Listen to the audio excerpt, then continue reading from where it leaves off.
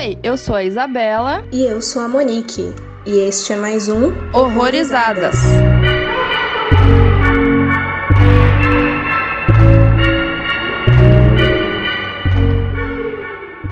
Oi, gente, sejam bem-vindos a mais um Horrorizadas. Hoje a gente vai falar do filme Tourist Trap, ou traduzindo aqui pro Brasil ficou como Armadilha para Turistas. E hoje, pra conversar com a gente sobre esse filme, tá aqui o Álvaro, lá do Esqueletos no Armário. Oi, tudo bom, Álvaro? Seja bem-vindo novamente.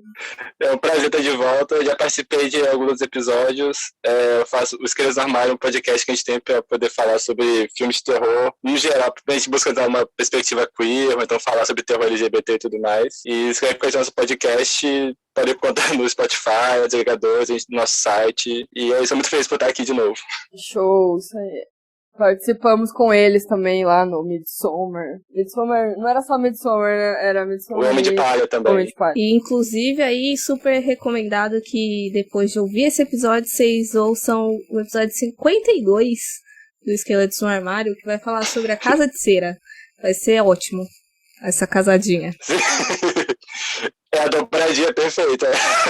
Sim. Nossa, total, né? Total. Ouvi hoje, inclusive, antes de gravar, porque senti a necessidade, já que eu não ia conseguir reassistir a Casa de Cera. Muita gente acha que o Casa de Cera, de 2005, tem inspiração no Casa de Cera antigo, mas é muito mais no Tourist Trap. Mas por que a gente tá falando da Casa de Cera, né? Porque aqui, no Armadilha para Turistas, ele vai focar aí em, inicialmente, 5 jovens que eles passam por um problema ali no automóvel deles, no meio de uma viagem, e aí eles acabam parando num velho posto de gasolina, numa estrada secundária, onde também funciona um motel e um museu de cera, que é tudo junto e misturado mesmo.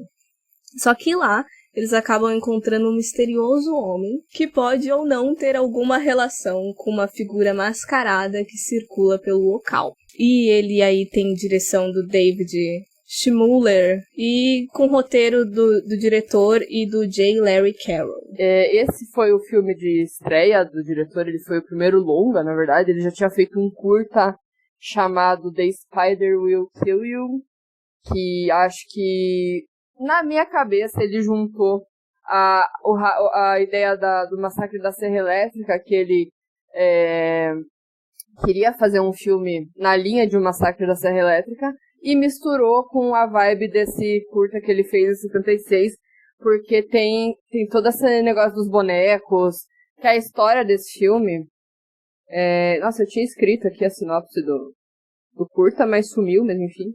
Acho que não salvou na hora que eu escrevi. Mas é basicamente falar sobre um homem cego que se apaixona por um manequim feminino. E aí o manequim cria vida e vira um manequim assassino, digamos assim.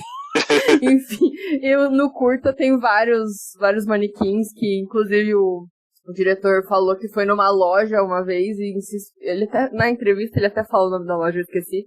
E ele achou os manequins super estranhos e quis usar pro curta dele. E também o diretor, ele se inspirou em filmes como Mystery of the Wax Museum e House of Wax. E o nosso filme que a gente vai falar agora, o Tourist Trap, serviu de inspiração para outros filmes aí que você já deve ter visto, né? Porque assistindo esse filme você vai se ligar de muita coisa, assim, que rolou depois. Ele é um filme B que ele não é tão comentado, tipo, ele não é tão famoso quanto o Massacre da Serra Elétrica, um Halloween, mas é um filme que, quando você vê, você percebe que tem outras inspirações por aí, sabe? Tipo, eu sinto que a maior parte desses filmes que a gente vê, tipo, sobre Museu de Cera, no geral, tem muito mais a ver com esse do que com os filmes da Casa de Cera antigamente, do Vincent Price e tudo mais.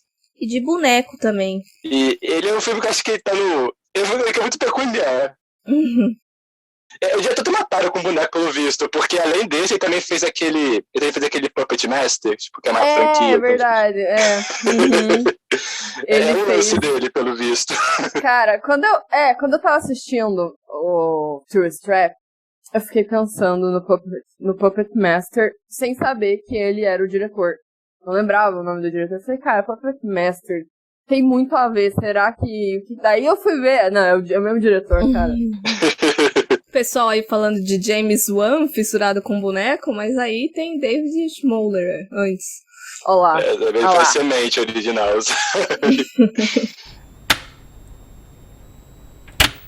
Aviso: este podcast contém spoilers. Recomendamos que você assista ao filme antes de ouvi-lo. Eu acho interessante esse filme, porque tipo, ele tá num lugar muito peculiar, que tipo, ele é de 79, né? Tipo, ele tá naquele momento que tipo, já saiu Halloween, que fez dinheiro pra caramba, tipo, na época acho que era tipo, o filme independente mais rentável da história. E tipo, meio que todo mundo que repete sucesso, só que ninguém sabia direito como fazer ainda, sabe? Tipo, então é antes de Sexta-feira 13 que meio que botou as regras do slasher. E depois de Halloween, então tipo, ele é um slasher, só que ele não tem tanto em comum com os slashers dos anos 80. E ao mesmo tempo tem muito algumas obsessões dos anos 70, tipo, tem todo um lance envolvendo mover objetos com o poder da mente, que era meio que uma tara dos anos 70, tipo Carrie, o Scanners e tudo mais, sabe? Eu até achei estranho, porque a Isa, ela, você não gosta de telecinese, né? Aí eu fiquei, ué, o que tá acontecendo aqui? Cara, mas aí que tá, nesse filme eu gostei, e depois eu vou explicar por quê. Eu vou tentar explicar por quê, porque eu realmente não sou muito fã. Esse negócio dele ser um filme diferente, eu concordo, assim, o nome do filme é Armadilha para Turistas, né? Então eu pensei que poderia ser alguma armadilha mesmo, não telecinese, mas alguém criou uma sala ali pra assustar a galera, sabe, assim? Tipo Jogos Mortais, sabe, uma coisa assim. Tipo, como se fosse um parque de diversão que mexe os bonecos, sabe? Que tem uma cena lá dos bonecos saindo do armário, o boneco se mexendo, só a parte realmente ali das coisas voando, que eu fiquei, como que... Na real, eu não pensei só na telecinese na hora, eu fiquei, cara, será que pode ser isso? Pode, mas talvez não seja. Mas eu gostei desse filme bastante. Eu achei ele um filme muito criativo. E ele é um filme que foi feito com baixo orçamento, né? E depois que eu vi que foi o primeiro longa do diretor, eu falei, nossa, tá de parabéns. O primeiro tá ótimo. Tem umas coisas nele que atrapalham, mas é porque é coisa do tempo na época que ele saiu. O filme antigo tem muita trilha que parece que é desconexa com o que tá acontecendo. Eu fiquei um pouco incomodada, eu acho. Principalmente com a trilha inicial, que eu falei, gente, parece uma música meio comédia. Sim, eu senti que se eu fechasse o olho eu ia conseguir ver o Tom e o Jerry correndo um atrás do outro. É isso! Foi muito palhaçada aquela cena, aquela trilha, né? Aí, só que daí teve umas outras trilhas que eu fiquei, nossa, combina pra caralho, que é uma cena, enfim, que a gente fala. Aí eu gostei. Enfim, um mix de sentimentos, assim, da trilha. Mas eu gostei bastante. Então, eu vi esse filme... Eu lembro que eu tinha lido sobre esse filme uma vez, um texto que tinham feito sobre A Casa de Cera, que comparavam os dois. Eu lembro que era muito novo. Eu lembro que eu baixei esse filme no Mega Upload. Quem lembra Mega Upload? Nossa! Hip. Isso aí, tipo, marcando a minha idade aqui, falando isso. Mas eu lembro que eu fui atrás, e lembro que na época eu fiquei meio obcecado com esse filme, porque, tipo, é um filme que, enfim, não tinha sido lançado em DVD no Brasil ainda, tinha só VHS muito tempo atrás. Eu achei, tipo, porque achei que tava dublado ainda, tipo, alguém tinha gravado na TV, um negócio assim.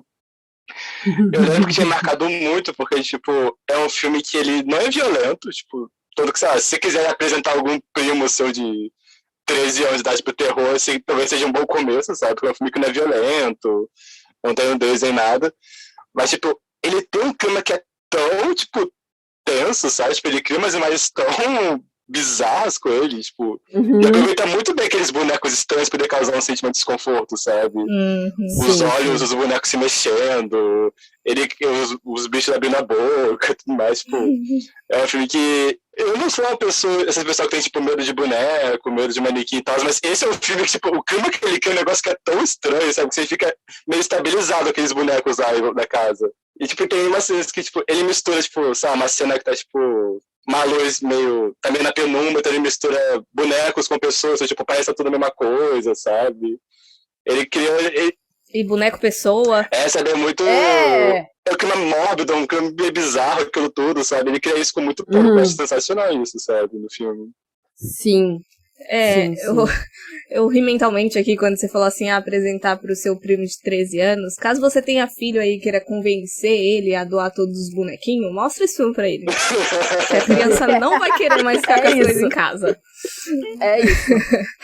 Mas assim, eu gostei dele. Não tem nada que me incomode muito além da trilha sonora. Eu acho que meu problema maior com ele é que ao longo dele todo, ele foi me lembrando tanto dos filmes que ele foi influenciado, quanto os filmes que ele influenciou depois, que eu meio que acabo achando melhor todos os outros do que ele, sabe? Então não é que ele é ruim, eu não acho ele ruim de verdade, eu assisti, tipo, foi divertido, foi, assim, algumas partes assustadoras, porque eu também não tenho muito medo de boneco, mas no ambiente correto, assim, bem trabalhado, dá um cagaço. Sabendo usar, né, o boneco, eu acho que... Eu não me incomodava tanto com as feições, mas assim, sempre que um olho mexia, eu ficava, meu Deus. Eu não vou passar perto de um manequim pelos próximos 5 meses, mas enfim. Eu acho que é mais isso, assim, mas eu não tenho muito do que reclamar dele. Inclusive, tipo, ele me lembrou, além dos que a gente já falou, ele foi me passando uma vibe muito Psicose, que é um filme muito grandioso, e eu acho que as partes que ele pega também foram bem desenvolvidas e tudo mais, mas é só uma questão de comparação mesmo, que aí, pra mim, ele acaba ficando um pouquinho mais abaixo no possível ranking. Não que eu faça isso com frequência, mas o que eu achei interessante também é que a gente passou por alto aí da questão dos slashers dos anos 80, que eu fiquei, caralho, esse filme começou os slashers? Que porra é essa, né? Só que aí depois começou ruim de data, né? Eu fui ver data do Massacre da Serra Elétrica, por exemplo, aí eu fui prestando atenção que tinham outros antes, mas é interessante como ele vem já funcionando nos moldes, por mais que não se encaixe completamente, mas com coisas que vieram depois, né? Então foi interessante analisar ele pelo contexto histórico, digamos assim. Sim. É sempre interessante ver, tipo, esses filmes que queriam pegar a onda do Halloween, do Massacre da Serra Elétrica, só que foram feitos, tipo, antes do Slash virar algo, sabe? Tipo, ele sempre tem uma coisa meio diferentona, que eu acho interessante ver. Ainda não é uma fórmula, né? Talvez acho que seja por isso que ele não vingou tão bem, né? Por não seguir isso, acho que ele acabou sendo esquecido, não sei, ou deixado um pouco de lado. Ao mesmo tempo, né, você vê muito filme slasher parecido, você meio que vai esquecer do filme. Eu acho que vendo naquela época esse filme, eu acho que ele ficaria muito mais marcado, né? Sim. Então eu não entendo porque não falam mais dele. Ele cria umas imagens muito fortes, sabe? Tipo aquela cena do cara cobrindo a cara da mulher com gesso, sabe? Com uma cena longa, tipo, ela é excruciante essa cena. Tipo, todas as cenas envolvendo a casa mesmo, tipo, as cenas de morte em si nem são muito chamativas, mas tipo, as cenas dentro da casa, tipo, aqueles bonecos, umas cenas que mostram ele brincando com ele, sabe? Tipo... eu acho que as cenas de morte não são tão, mas eu acho que a ideia de como as pessoas morrem é mais impactante do que a própria cena, né? É bom vocês terem falado disso, porque uma coisa que me estragou, eu acho, parte da experiência, é porque eu acabei vendo o trailer dele antes pra fazer artes do nosso Instagram.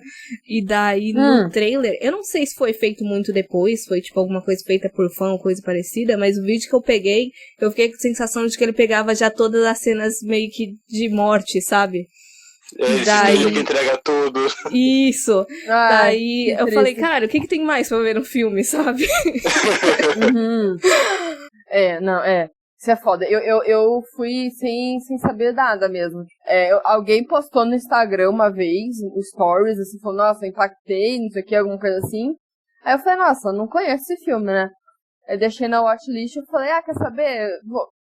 O milagre de eu assistir o filme na minha watchlist, então, que eu não deixo esquecido. Assim. Eu falei, não, vou ver. Logo, né, porra. Aí vi, né? Aí eu falei, carai, bateu aqui o negócio. Eu acho que foi um conjunto de bizarrices. Gostei muito. Tipo, ele parece um primo estranho do Massacre da Serra Elétrica, sabe? Tipo, porque ele tem muito a ver com a Serra Elétrica, só que, tipo, sem as brutalidades, sabe? Uma coisa que chama praticamente muita atenção nesse filme é que, tipo, tudo pra ele parece meio que uma brincadeira, sabe? Tipo, a forma como ele lida com os bonecos, mas super essa brincadeira, então, tipo, tudo tem uma inocência, só que uma inocência meio creepy, sabe? Tipo, deve ser tudo muito bizarro, sabe? Daquela um desconforto muito grande, tipo, ver ele interagindo com aqueles bonecos, tipo, com aquela máscara esquisitona dele, tipo, e os bonecos também são super esquisitos. Dá a entender que, tipo, que os bonecos ganham vida quando estão perto dele, tipo... Eu não sei se quem não viu o filme tá escutando a gente vai entender mais ou menos o que a gente tá dizendo, porque parece meio... É que o conceito do filme é um conceito meio estranho. Acho que é uma coisa que só vendo você consegue entender direito. Não tem. É muito doido explicar esse filme e falar só que é um filme de boneco bizarro. Só que é muito. Falando assim parece pouco, Essa né? Annabelle, Não é. sabe? Muito, Tipo, não é isso. Não. Tem muito. Ele é muito mais barulhento, né? Tipo, Sim. isso até que eu ia até falar, porque ele meio, quando eu falo que ele é um slasher com aquela fórmula dos jovens que vão pegar a estrada e dar merda, né? Só que tem algumas coisas que eu achei um pouco diferente, porque, por exemplo, não tem o casal romântico que fica fazendo putaria em algum lugar, Sim. não tem, não fica sexualizando mulher, tipo, tem uma cena do lago que poderia muito bem ter sido sexualizada e não foi, sabe? Tipo, as minas estão nadando lá, mas não aparece nada. Chega o cara lá falando com elas, é estranho pra caralho aquela cena, tipo, dá um desconforto, né? Porque, tipo, você tá nadando pelada e chega um velho lá do nada e fica falando com você, né? Tipo, porra. E ele começa a falar uns negócios, meio que alfinetar, né? Porque ele é um cara que você vê que tá meio puto, porque ele mora ali e as pessoas antigamente iam visitar aquele lugar, porque tinha só uma estradinha ali que passava. E depois de um tempo, eles construíram uma outra estrada que ficou um pouco mais rápido o trajeto, e a galera parou de passar por ali, né? Então, o lugar meio que ficou morto, né? Então é pouca gente que cruza aquele pedaço, né? Então já dá a entender isso. E ele tava puto, né? Porque ele não ganhava mais dinheiro com aquilo, né? E as minas lá nadando de boa, né? Causou aquele desconforto na hora, né? Então eu achei que isso não ficou sexualizado nem nada. Poderia ter ido pra um outro caminho, assim, né? Porque década de 70 tem muita sexualização em filme de terror, né? Eu achei que o vilão, por ser um vilão de slasher, geralmente eles não falam, né? Tipo, é um vilão silencioso, alguma coisa assim. E ele, tipo, ele fala pra caralho, né? E ele tem uma voz bizarra, e é uma voz esquisita, sabe? Ele tem máscara personalizada, tipo, as máscaras dele são diferentes. E peruca. Máscara e peruca. Sim, ele tá sempre mudando o visual, né? Então, tipo assim, tem slasher, óbvio, que tem vilão que fala, tipo, Pânico, né? O cara fala, mas ele não fala ali na hora que ele tá fazendo as paradas. Então eu achei isso diferente, assim, o cara mó sádico, fica conversando e falando um monte de coisa. Mas eu gostei desse vilão, eu achei ele muito bizarro. E, sei lá, a voz dele eu achei creepy pra caralho, ele é mó gigante, assim, ele parece maior do que o outro cara que na verdade é ele, né, mas a gente não sabe no comecinho.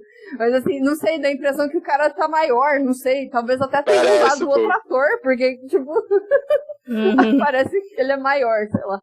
Enfim. Eu acho que é ator diferente, porque eu lembro que quando eu tava dando uma olhada no elenco, ele tava só como o velho, o nome do senhor, sei lá, Slausen, sei lá. E tinha um outro ator como boneco, manequim, alguma coisa parecida. Então eu acredito que sejam atores diferentes. E também pra não revelar, né, eu acho. Sim. Uma coisa que eu acho muito interessante desse vilão é que, tipo, geralmente vilão de slash é essa figura, você falou, essa figura silenciosa e tudo mais, e a gente não sabe muito deles. E esse aqui, tipo, ele é uma figura que ele é muito trágica, né? Tipo, ele fica falando como ele é sozinho e tudo mais. Tipo, ele é uma figura meio... Ele me parece, tipo, ele é meio gótico, sabe? Esses vilões, tipo, do Vincent Price mesmo, sabe? Tipo, ele tem um pouco essa vibe. Eu acho interessante, né? Tipo, essa misturada toda que vai rolando.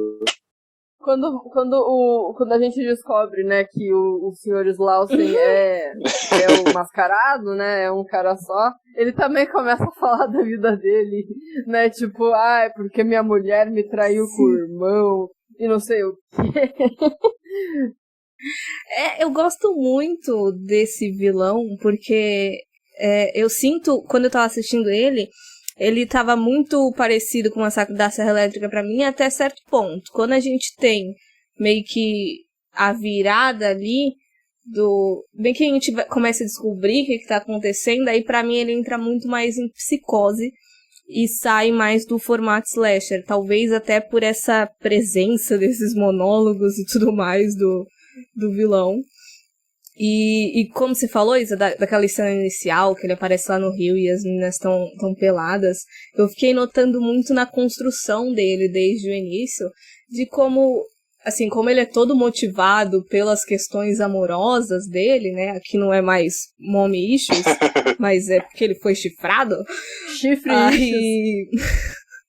Ai, gente. Chifrichos. Ele ainda é muito apaixonado pela mulher dele, né? E ele não coloca as meninas num ambiente de sexualização e ele é muito amoroso até.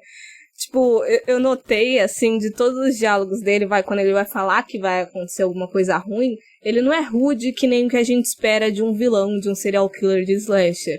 Tipo, ele sempre começa amenizando pra deixar a pessoa feliz e aí quebra. Tipo, a menina fala que, tem telefone? Posso usar seu telefone? Ele, claro que você pode, mas não tá funcionando porque eu não tenho ninguém pra ligar. Então, tipo, é sempre assim, sabe? Ele não é aquela pessoa hostil que a gente espera de um vilão. Ele é muito amoroso mesmo, assim, muito fácil de se aproximar dele. Eu achei que ele engana bem até um certo ponto. Uhum. Tem uma hora também que ele vai sair pra procurar uma das garotas lá, e a Molly, que é a Final Girl, né, a nossa Final Girl, ela fala, você vai com uma arma? Ah, não foi ela que falou, foi a outra. Você vai com uma arma? Aí ele fala, tá bom, então eu vou sem a arma. Tipo... Eu acho interessante também, que a própria relação que ele tem com a protagonista, tipo, vilão gótico normalmente tem essas coisas, né? Tipo, dele ser obcecado com uma mulher, tipo, sei lá, o Candyman, por exemplo, e tal. Mas a relação que ele é obcecado com ela, só que não parece uma relação, tipo, dele querer substituir a esposa, parece muito mais uma coisa meio paternal, essa relação, tipo, essa obsessão dele. Principalmente perto do final, quando ele sequestra ela pra casa e tudo mais, sabe? Tipo, pra mim tá muito mais esse âmbito, eu acho interessante isso. E eu acho interessante também, porque eu acho que outra diferenciação, além do vilão, são as vítimas, porque a gente tá acostumado com o slasher, com a fórmula das vítimas de slasher ser aqueles estereótipos bem definidos, né? Nesse daqui, eu não senti tanto isso, por mais que a Final Girl, eu acho que ela ainda se encaixa naquela coisa meio correta. Tipo, eu ia falar ingênua, mas eu acho que esse não é o termo certo. Mas, assim, os outros personagens, eles são mais espirocados. Ela é ajuizada, né? Ajuizada. E ela é mais contida, segura. E, querendo ou não, passa aquela imagenzinha mais de...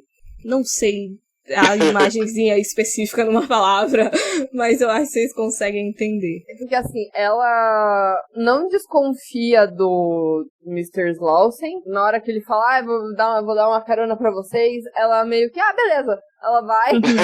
E só que daí tem a outra garota que é mais desconfiada, só que ao mesmo tempo ela é a curiosa que se ferra no filme, né? Porque ela vai bisbilhotar o que não deve. Então, realmente, ela tem, a Molly tem esse estereótipo da Final Girl. É que eu acho mais tipo, em relação aos outros personagens, sabe? Porque a Final Girl é sempre meio contraste com as outras, e aqui, tipo, a impressão que elas são todas bem em igualdade, sabe? Na minha opinião. Isso. Então, da primeira vez, até fiquei surpreso quando aquela outra que tá, tipo, de top, ela morre, porque na minha cabeça ela seria meio que a protagonista, que ela aparece bastante até, tipo, na primeira metade. Sim. É verdade. Eu não sei se na época essa era uma das atrizes mais conhecidas de dentro do elenco, mas eu lembro quando tava procurando imagem, me vinha mais ela, e quando o filme começou, eu achei que ela ia ser a Final Girl, sabe? Então foi até uma surpresa quando muda pra Molly. Uma coisa meio psicose, sabe? Então, quando você falou de psicose, eu não conseguia, na hora eu não me liguei desse filme em si. Mas, cara, sim, porque ele parece que tem essa dupla personalidade.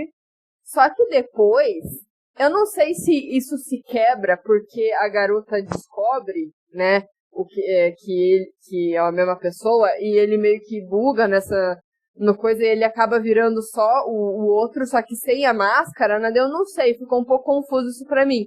Porque ele muda de personalidade conforme ele tá, né, com a roupa e o cabelo e tudo mais. Aí quando ela quebra a máscara e ele tá lá, tipo, parece que ele dominou de vez o outro. Daí eu não sei se é uma coisa que ele tem consciência disso, de que a personalidade dele muda e ele esquece o que ele fez, ou o Mr. Slausen sabe que ele é malvado, sabe? Sim. Sabe, pra mim parece mais um jogo pra ele mesmo, isso, dele imitar o irmão e tudo mais, sabe? Tipo, não sei nem se é muito uma coisa de personalidade. Acho que é mais, tipo, ele gosta de imitar e de brincar e fingir com outra pessoa, sabe? Tipo, nisso de falar que o filme tem essa inocência meio estranha, meio maléfica, sabe? A gente tem mais esse lado.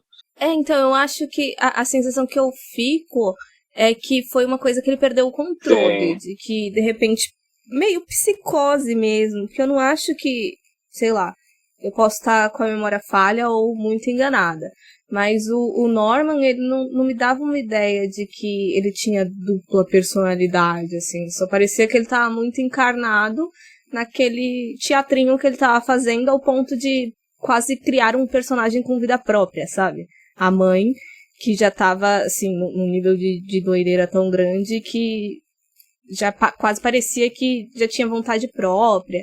A gente viu isso mais ou menos em Magic também, que da relação do cara com o boneco. Então eu vejo mais assim, pra mim chegou um ponto que esse teatrinho dele já tava tão elaborado que ele se fragmentou, tipo, os Slausen lá, o velho amigável, ele tinha a ciência da malevolência do irmão, mas só que ele já via como uma outra pessoa e não mais ele. Inclusive o Magic é de 78, então saiu um ano antes. E eu não sei se ele teve uma referência também nesse, porque eu não achei nada dele comentando sobre esse filme. Porque Magic é outro esquecido do rolê, né? A Monique falou, né? A Isabela não gosta de telecinese. Nesse filme, eu gostei, porque assim, o começo, eu gostei daquela cena inicial do cara sendo morto lá pelo cano. Tipo, aquela cena dele morrendo eu achei meio dramática demais ali, aquele câmera lenta, né? A questão, né, das coisas voando nele, eu não me importei muito, achei legal. Só que como tem a ver com bonecos, os bonecos mexendo, então eu achei legal essa telecinese dele, entendeu? Não é tipo, eu levantei a xícara aqui e ela tá indo, sei lá, sabe? Não, é mais um negócio violento mesmo, né? Aí eu achei bacana, assim, eu gostei. E eu acho, assim, eu não sei, eu tenho a percepção de que esse filme, ele foi feito exatamente no período que tinha que ser feito, assim. Quando a tecnologia era precária. Eu acho que tem umas coisas nele que só funcionam pra época. Eu acho que eu falei que eu não tinha muitos pontos fracos no filme, tipo, foi onde eu fiquei mais perdida, que é essa questão da telecinese, porque pra mim ele funcionaria muito nessa parte psicológica, não que fosse ficar dúbio, alguma coisa, nem nada parecido, tipo, psicológica na questão da gente entrar na psique desse vilão mesmo. E daí, pra mim, tava muito jogado a parte da telecinese. Então eu vou tentar explicar mais ou menos o que aconteceu aqui. Eu fui fazer umas pesquisas também, né, de entrevista, eu acho que eu me deparei até com a mesma que a Isa trouxe aqui no início, e daí ele fala que a telecinese foi sugerida pelo produtor, que no início ele não gostou muito da ideia, só que ele sentiu que justificava muito dos acontecimentos do enredo, porque de primeira era realmente só essa parte mais psicológica que nem eu expliquei. E daí ele enfiou a porra da telecinese no meio. Só que ele falou o seguinte, que foi uma coisa que eu não tinha prestado atenção.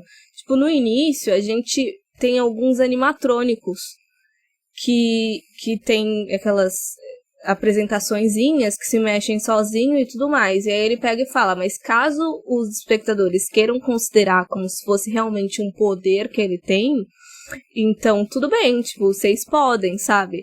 Aí eu fiquei pensando, de repente, se eu ler o filme como se realmente fossem diversos mecanismos, que nem se falou no início de armadilha para turista, talvez eu goste mais do filme assim, entendeu? Tirando a parte da telecinese, porque dessa vez, por mais que eu não seja contra a telecinese, que nem a Isa, eu senti que foi muito solto. E ele até fala que, tipo, quando ele inseriu a telecinese, ele falou assim, eu não vou explicar, porque eu sinto que eu já mastiguei muita coisa do filme, então eu só vou jogar. Foi uma escolha consciente dele de deixar assim. Mas enfim. Mas você diz solto, porque não explica por que ele tem esse poder. Não me incomoda na origem. É uma coisa mais que aceita, sabe? Tipo, tá aí. Eu acho...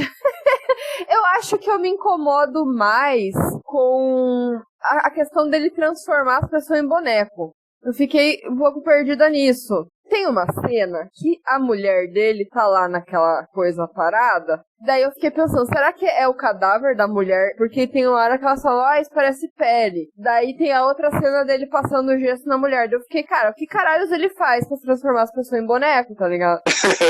O que eu entendi foi que ele, tipo, ele tira molde das pessoas, tipo, que ele mata, e o molde ele transforma em bonecos, tipo, os corpos que ele se desenvolve depois. Tanto que o cara lá que aparece no final, tipo, ele tira a cabeça dele e quebra igual como fosse um boneco mesmo. Não sabe? é um tipo, cadáver, né?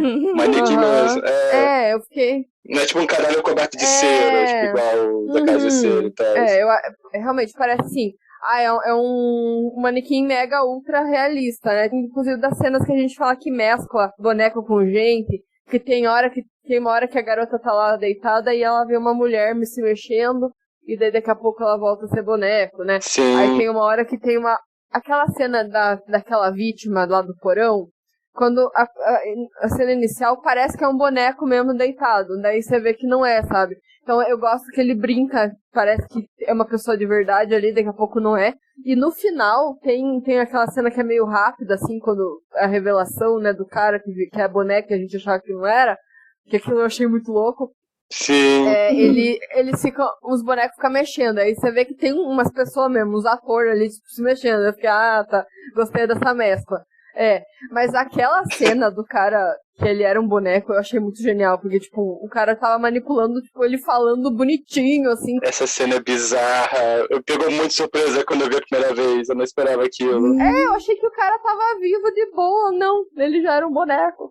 Eu fiquei, caralho, mano. Vai se fuder. Tipo, mas eu gosto da telecinese no filme porque meio que ela é muito original, tipo, não é só, tipo, mover as coisas, tipo, o cara meio que dá vida mesmo aos bonecos, sabe?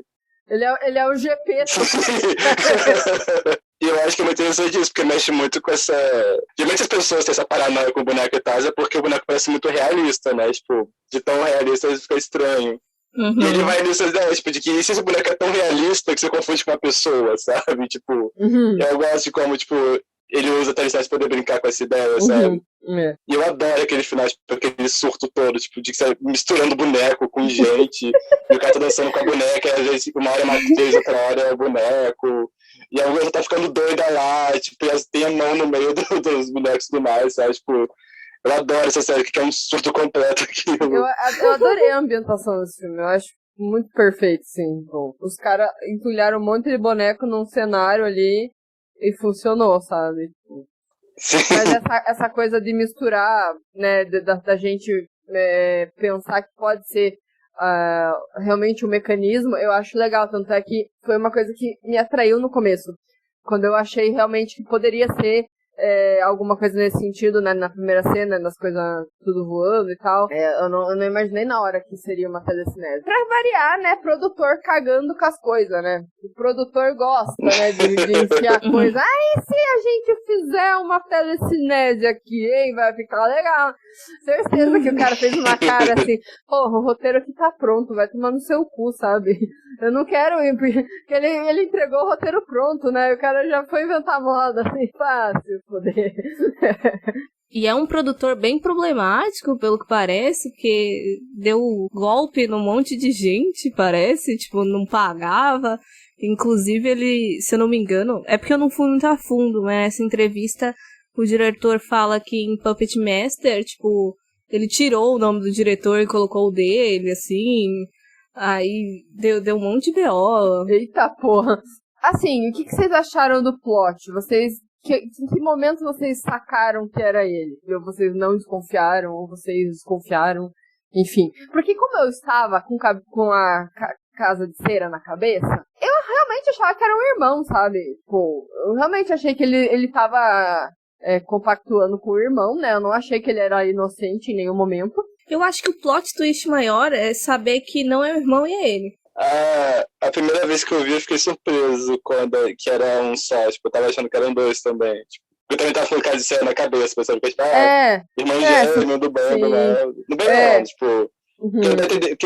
Quando ele tá transformando aquela menina lá, tipo, no boneco, lá, tipo, colocando os gestos na cara, ele fica falando mal do irmão e tudo mais. Eu falei assim, dois irmãos mal resolvidos, sabe? Tá pensando que ia ser impressionado. Eu acho que o maior plot pra mim foi o cara que era boneco. Parecia que ele tava vivo.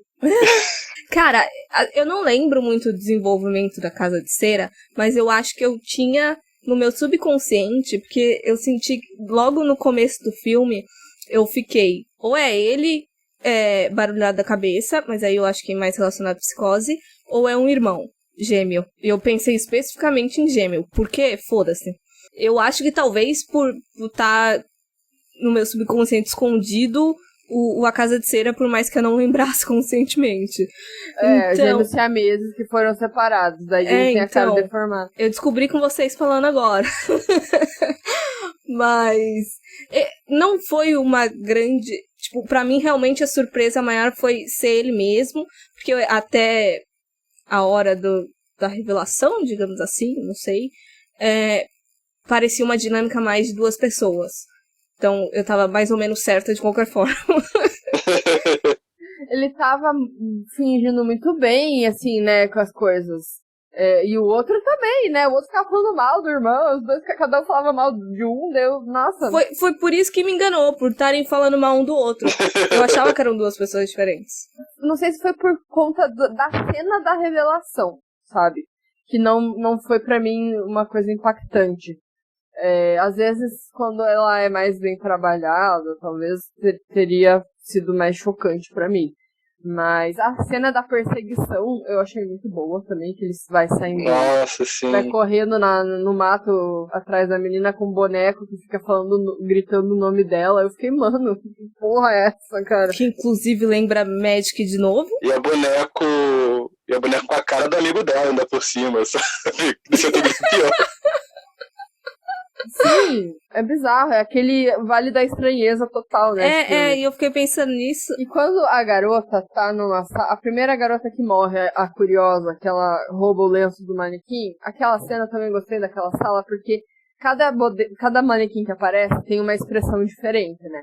E a primeira manequim que aparece, quando ela entra, tem a cara dela, é igualzinha a ela, tem uma hora que ela olha de lado, assim, e fica exatamente o ângulo da manequim que tá atrás dela. Isso foi muito bem pensado, assim, na minha cabeça. Aí, começa, né, as estranhezas, tudo. Aí tem uma manequim que tá, tipo, olhando de canto de olho com um sorrisinho, assim. Aí ela aparecia em uns momentos muito inoportunos, assim, que a pessoa tava se fudendo, sabe? Tava morrendo e ela lá com aquela cara, assim. A montagem desse filme é muito boa, sério, eu gostei demais da montagem. Achei sensacional essas coisas.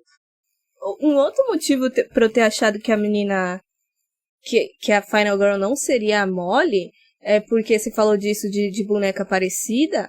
Eu achava a outra menina de topzinho muito mais parecida com a esposa dele. E às vezes, por exemplo, quando apareceu o manequim da mulher dele, eu falei, nossa, é a menina. Aí depois falaram, deve ser a mulher dele. Eu falei, ué, eu tava achando super parecida com a outra, como assim? Aí foi estranho quase pra mim ser a Molly, a escolhida no caso. Eu sentia uma ligação mais próxima dela com ele. Aí eu desconfiei um pouco. Sim.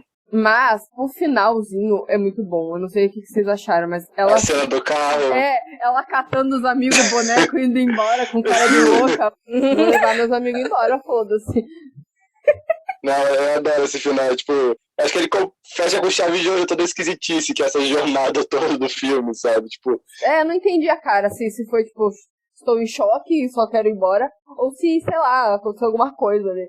E ela ficou malvada. Me deu a sensação de que ela entrou na mesma noia. Porque, por exemplo, quando aparece lá... Tipo, acho que ela tá deitada e aparece uma mulher acalmando ela. Que... Eu não sei se é isso mesmo, mas me deu a entender que era a esposa do cara morta. Mas... parecia que ela que tava dando vida pra aquela boneca também. Aí parece que ela já tava entrando na noia antes, sabe? Eu não tinha pensado por esse lado, realmente. Tá vendo mais, tipo, como uma coisa meio, tipo, final do Massacre Serra Elétrica, sabe? Que a mulher tá meio doida, rindo e chorando ao mesmo tempo, sabe? Mas, tipo, essa cena aí realmente dá a entender, tipo, dela dormindo, a mulher aparecendo, tipo, pra dar água pra ela e tal. Naquela hora eu entendi que foi um jogo ali do cara, assim, de mexer com ela mesmo, de confundir a menina. A mulher tá viva, não é um boneco. Mas o cara mesmo sacaneando com ela e trollando ela. Mas aquela cara dela no final eu fiquei na dúvida se ela realmente tava louca. Tipo, vou entrar na pira do cara aqui ou só, enfim. Do massacre da Serra Elétrica Vibes. Depois de tudo que aconteceu, é difícil não ver esse. Eu gosto de todo filme que turista morre. E esse pior que assim, eu achei que os caras nem estavam tão escroto. Tipo, o cara furou o pneu e ele foi trocar, tá ligado? Se fudeu. Só que se bem que ele foi se enfiando onde não devia, né? Quem que vai se enfiar na loja lá atrás, nos cafundó do posto de gasolina, né? Tomou no cu, né? O primeiro, né? O que morreu por primeiro. Eu não achei eles tão escrotos, mas eu achei eles esquisitos quando, tipo, um dos amigos deles somem e daí o cara vai arrumar o carro e as meninas falam, vamos nadar pelada, tipo, exato. Achei meio ok, né? Não pareceu uma pessoa muito importante pro ciclo de vocês. Né? E só que daí, tem uns furos de roteiro nesse sentido também, que eu lembrei de um negócio. Aquele outro some e nunca mais ninguém fala dele, né? O Jerry é o que vira boneco no final. Ele pega e some com o cara lá. Eu também achei meio foda-se isso. Tem umas horas que você meio que esquece dos personagens, porque parece que os outros personagens também deixaram um pouco de lado, sabe? Eu senti um pouco isso, assim. É que é um espaço de tempo muito curto também. Tipo, se passei uma noite a história. Tipo, não é como se fosse muito tempo pra eles darem a chance estranha, sabe? Ainda mais, tipo, tá num lugar afastado, pode pensar, foi lá na puta que pariu pegar o pneu, coisa do tipo, sabe? Outra coisa que eu gosto do filme é essa... Não é bem uma quebra de sonho americano, mas tem alguns filmes que é justamente sobre isso, assim, é um hotel abandonado por causa das mudanças rodoviárias que estavam acontecendo nos Estados Unidos, que é uma coisa que eu não tenho muito conhecimento mesmo dessa parte, mas por ter uma leva de filmes sobre isso, de hotéis justamente que afundaram por causa dessas mudanças, dessa raiva do governo, por eles estarem afundando o meu negócio e agora eu vou surtar e matar gente. Eu não sei, eu acho interessante também. O Psicose mesmo, essa coisa das highways, né, que eles chamam, tipo, essas super estradas que tem por lá que acabaram deixando cidades desertas e tudo mais. Isso é legal também. E o fato dele também ser um cara com poderes sobrenaturais, ser diferente da sociedade, ele tá lá isolado. E é muito comum também acontecer essas coisas. Eu já vi isso em outros filmes, mas não com o poder da telecinese, né? Sei lá, vamos supor, aquele filme do Wes Craven, que é antigo lá, Viagem Maldita. Em português é Quadrilha de Sádicos, Viagem Maldita Remake. Isso, Quadrilha de... Isso, exato. Quadrilha de Sádicos. É a história de uma galera isolada no deserto lá por causa das bombas nucleares. Aí a galera que passa lá, eles matam. Mas eu acho até justificável no caso ele matar gente, por mais que as pessoas, tipo, como a gente falou, não era aqueles turistas filho da puta que chega fazendo baderna, mas assim, talvez por essa personalidade, ele tá sempre comentando de como ele tá sozinho, e ele tá naquela porra de coisa que parece gente, mas não é gente. Tipo, os bonecos têm muito essa questão da companhia, né? Tipo, tem a hora que mostra, tipo, ele dando chá pro boneco, tipo, eles conversando. E daí ele querer transformar as pessoas que aparecem nesses bonecos pra elas não irem mais embora, pra mim faz sentido. Sim. Exatamente. Eu gosto do propósito dele. Propósito de vida.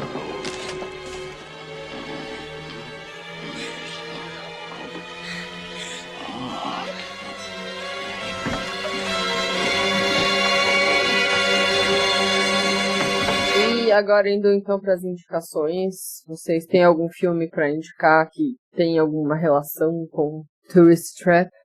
Tem um que em inglês é Waxwork, em português ficou A Passagem. É um filme que é de 89, se eu não me engano, e também vai girar em torno da cidade de um museu de cera sobrenatural. E o lance dele é que, tipo, esse museu tem várias exposições relacionadas a, tipo, figuras de terror, tipo, lobisomem, vampiro e tudo mais. E o lance é que esses cenários, eles sugam as pessoas para dentro e elas vão parar dentro deles, né? E, ocasionalmente, quando elas vão morrendo, elas vão se transformando em estátuas dentro do museu. E é um filme que é muito divertido, porque, tipo, ele é uma mistura de terror com comédia. E ele tem muito essa brincadeira de metalinguagem, né? Tipo, tem uma hora que o personagem é sugado pro universo de zumbis, e a gente faz preto e branco igual A Noite dos Mortos-Vivos. Tem referências, tipo, o filme do Drácula, da Hammer e tudo mais. E, enfim, é uma brincadeira super divertida esse filme. Eu achei ele muito pouco comentado e eu gostaria de indicar ele. Eu acho que eu acabei como é que fala? Acabei me resbalando nele numa hora aí que eu tava procurando as referências do Tourist Trap. Aí eu acho que eu vi o posterzinho, mas também não conhecia. Esse, tipo, é um daqueles filmes meio clássicos esquecidos, sabe? Porque, tipo, o protagonista é o protagonista do Gremlins. Teve uma continuação que tem o Bruce Campbell, sabe? Tipo, só que é um filme que ele foi muito esquecido mesmo. Uma pena, porque ele é muito bom, eu gosto muito dele. Eu vou indicar um filme e um livro hoje. O filme, eu não vou falar o título original, porque ele é sul-coreano, de 2004, mas a gente encontra por aí como The Doll Master. E são 5 jovens, cada um envolvido com uma forma de arte diferente, digamos assim.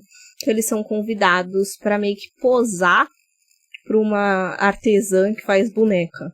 Não envolve cera, mas envolve boneco. E daí todo o ambiente meio que parece uma coisa meio fabulística, e daí tem uma personagem meio enigmática lá de vermelho, que ninguém sabe direito quem é, e daí uma noite as bonecas parecem seguir ali os movimentos de todo mundo.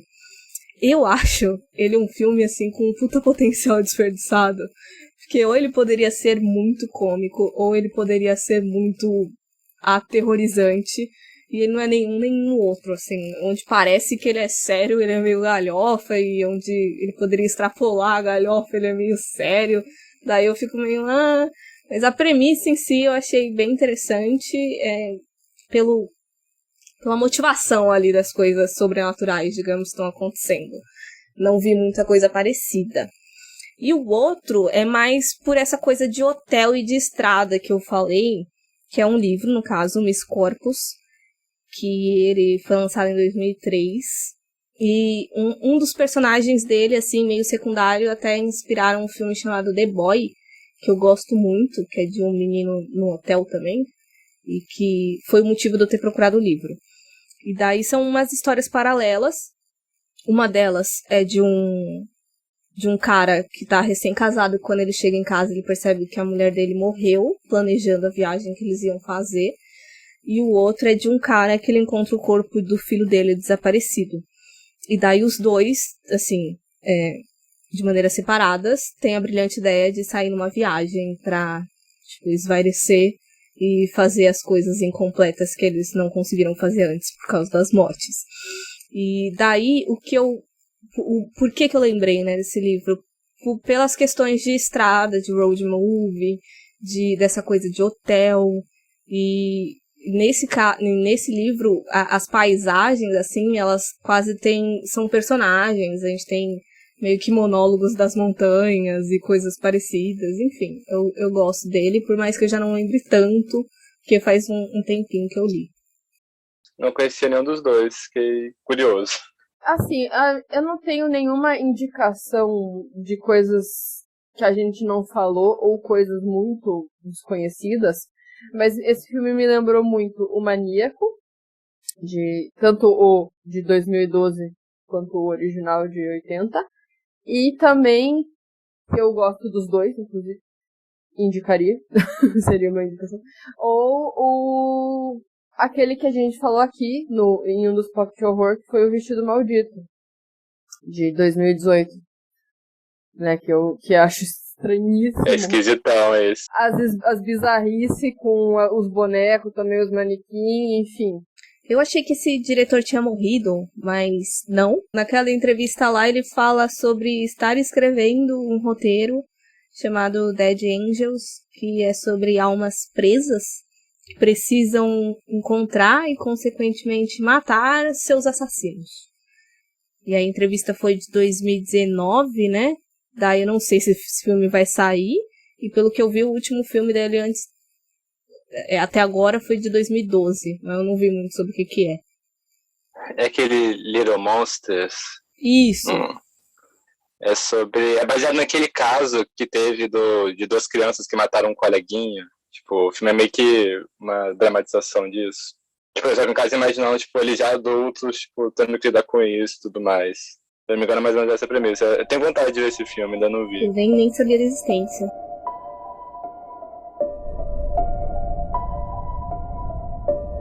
How about you, Missy? You look to be having a good time.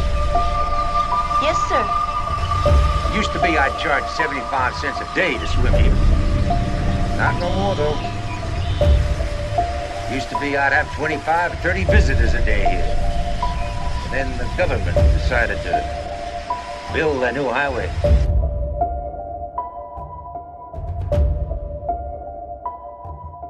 Então, agora indo, né, pro final do episódio, Álvaro, pode fazer aí seu jabá do Esqueletos no Armário.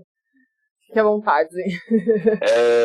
Eu faço parte do Esqueletos no Armário, que é um podcast que eu tenho com os meus amigos, que, como eu comentei, a gente fala sobre filmes de terror. A gente tenta focar em terror LGBT, tentar dar uma visão queer para os filmes e tudo mais. A gente tem também um site. E se vocês quiserem seguir a gente no Twitter e no Instagram, é @esqueletosgays. E também, né, gente, sigam a gente nas nossas redes. A gente tá aí como Horrorizados Podcast no Instagram e no Facebook. E Horrorizados PC no Twitter. E horrorizados.com lá no site, que tem vários textos aí pra vocês curtirem e pegarem mais indicação aí, e ter muito filme pra assistir. E o Armadilha para Turistas aí, caso vocês queiram assistir, ele tá completo dublado no YouTube, né, Isa? Tá lá. Mas caso vocês tenham problema aí com dublagem, é só entrar no nosso grupo do WhatsApp que a gente passa lá as coordenadas pra vocês assistirem. Boa! Eu coloquei também o primeiro curta dele, que também envolve bonecos, caso vocês queiram ver. Tá meio merda a qualidade no YouTube. Assim, tipo, eu digo, o áudio tá meio cagado. Mas, sei lá, pra ter uma noção, ele tem meia hora o curta, não é muito curto. É curto, não é tão curto. Tá lá, é The Spider Will Kill You, de 76.